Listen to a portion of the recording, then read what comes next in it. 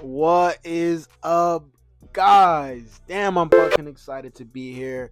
I've been trying to start this YouTube channel for so long, and now, finally, officially, today is the day I record my first video, and you guys are gonna be able to see it. You guys are watching Seen by Ghostface, and I'm your host, Corey Ghostface Powell. Damn, it's been a long time coming. I'm glad to finally say those words. Welcome to the show, guys. Here's what you can expect. First things first, you guys can expect instant reactions after I watch a movie. I'm talking about fresh sometimes, right in my car. If not, I'll review it within the next few days. Another thing you guys should expect is collabs with my friends. I don't know if you guys know me. Some of you guys know me. You're my friends and my subscribers, but I like to talk. All right, I like to talk a lot. I love to talk with my friends. One of my favorite topics: movies. All right, so that's what me and my friends are gonna do. Sometimes we're gonna get together, we're gonna jump on this, we're gonna review some of our movies, we're gonna just chat, we're gonna talk, we're gonna have some fun, we're gonna let loose. That's what we're here for, guys. We're here to have some fun, let loose, and have a good time. So grab your popcorn, and I'm gonna break down our rating system. All right, so this ranking system is sixfold. All right. Let's not get too deep though. Let's not get too deep. It's not like when I say it's sixfold, it's this long, intricate, thought out movie critique type of rating system. It's not. It just has some subdivisions that I like to keep and there's plot points to have, man. You know what I mean? I ain't the brightest tool. You know what I mean? See, look, I messed that up. I ain't the sharpest tool in the shed. All right. I ain't the brightest light bulb. All right, let's break down. Let's break this down.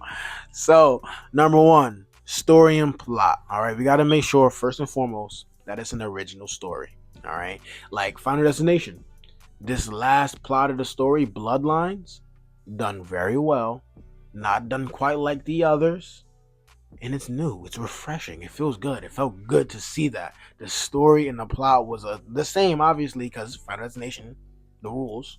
But the way it was done, completely different. I loved it. I loved it a lot. Loved it a lot. I love, excuse me, not love, but also need to see the pacing of the movie. How fast does this movie get through this 2 hours? Or is it gonna drag through like the woman in the yard? The woman in the yard felt like it was just dragging, and then out of nowhere was a little bit of action. The movie was over. What? Like I don't like that. I don't like that. So the movie has to have decent pacing, a good original plot.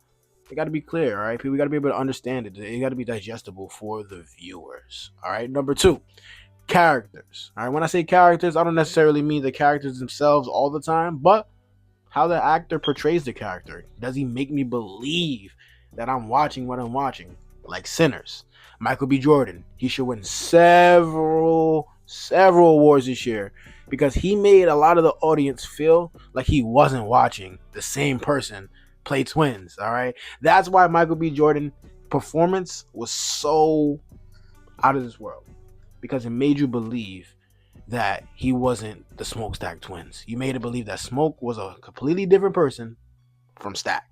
And that's one thing we all love about Michael B. Jordan. All right, he's a great actor with great depth. Another thing about characters, I like to see character development. All right, I like to see a character go from something that he was in the beginning to something that he is now at the end. All right, I love to see a character develop. Character development is huge for me.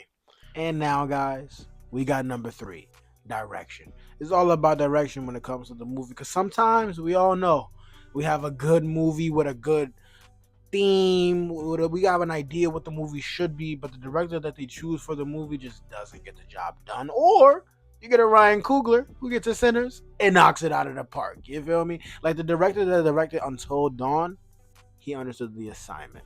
He must have got with the gamers, played the game himself, whatever. But the director of Until Dawn, he took the game, implemented it into the movie, and did masterful. Like that movie was very, very good. I love a director that has a good storytelling style. Is it engaging? Again, back to this engaging thing. That's the only one way to really get into an audience. A lot of people don't like going to the movies anyways. A lot of people fall asleep. So if you could really have a way of telling a story to where you can engage the viewer and keep them watching the movie and entertained, I think you have a good chance of being successful. Number four, I'm a stoner. You know I like colors. We got visualization and cinematography, all right? Now, what do I mean by this? Now the movie Spider-Man. I don't know if it was Into the Spider-Verse. I'm not interested. I'm not really. I'm not doing great with that the name for those Spider-Mans. But the one with Miles Morales, the way it was animated, the colors that set the tone and the mood of the scene, and it just they knocked it out of the park. All right, like I love good angles. So like certain angles in the Final Destination movie, they had like an angle where someone ran and like the way the shot was shot, it ran the camera pan normal was one so another part of a scene, then pan back goes a. It was just wow. You feel me? The people who see the movie know what I'm talking about. But I love a camera angle. All right, you know, and Scream, when things happen, they turn the cameras, things like that. I love when a movie does that well. I don't like when some movies just do it just cause it's try to be cool. I like when a movie does it and execute it perfectly. Don't we all? All right. Now, number 5, sounds. What do I mean by sounds?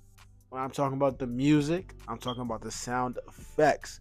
Now, what makes a movie so memorable sometimes is a soundtrack to go along with it. Like the Black Panther. That soundtrack, some of those songs are just implemented into my brain, are stapled into my brain because I loved the movie and I love the soundtrack to come out with it. Another thing, when I'm watching a movie, I like to have a sense of how the character would feel if I was the character. You understand? So like if I'm in the movies and something scary is going on, but there's no ominous music playing to get me nervous, get my anxiety right. What are we doing? What are we doing? What are you doing? We need good sound, all right? Sound effects, all right, as well as the music. Last but damn sure not least. We touched on it a few times. But entertainment value, all right? You gotta keep the viewer entertained. What's the fun factor of the movie? For me, what I really, really love, and the movies that I've been seeing this year have been doing a decent job at doing it, is comedic relief. Knowing when to cut the cheese, all right? When to throw that joke in there, all right? A lot of people they stick to the movie. Some movies deserve to be serious 24/7. The whole movie is cool. That makes sense. But I like a character that say fuck it and throw a joke in there. You feel me? Like I like a joke. Comedic relief and comedic timing makes it all the difference. All the difference. All the difference. And rewatchability. Last thing I have here is rewatchability. Like may have seen the Sinners once, but I have made plans to see Sinners multiple times after already seeing it the first time. And also with the movie Monkey, I made plans to see that movie another time. It didn't fall through because financial or something like that. But I made plans to rewatch these movies because I felt as though these movies were rewatchable. These movies deserve to get my money twice for two people. Me and my girl. All right. So so I like a movie that is rewatchable. If a movie is rewatchable, that means I enjoyed it. That means a lot of other viewers enjoyed it. We can sink our teeth into it. All right, guys. It's been real. Pleasure to be here. Pleasure to chat with you. Until next time, I'll be right back.